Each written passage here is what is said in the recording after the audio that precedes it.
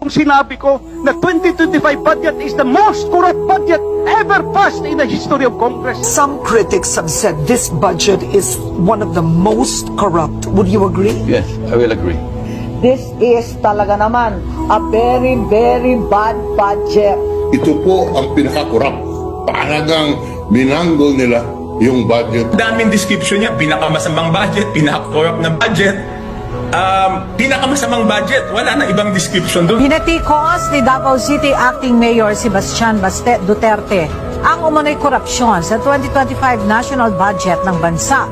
Ito rin anya ang maituturing na pinaka-corrupt budget sa kasaysayan ng Pilipinas. Lahat naman ay nag-agree na ito'y pinaka-corrupt na budget sa buong kasaysayan ng Pilipinas. Naniniwala ako na ito na yung pinaka, ano ba tawag natin dito?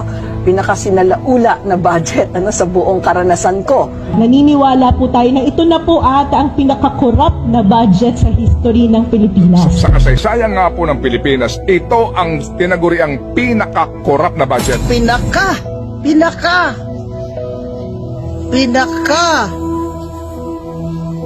corrupt na budget sa buong mundo. Itong budget na to ay tapakabulok, walang kwenta. Isang malaking scam ang unconstitutional 2025 budget ng Budol Marcos administration. Ako ay naniniwala na garapal ang katiwalian sa pamahalaan sa ilalim ni Pangulong Bongbong Marcos ngayon. Alam mo, awa na ako dyan kay BBM, nagmumukha na talagang tanga.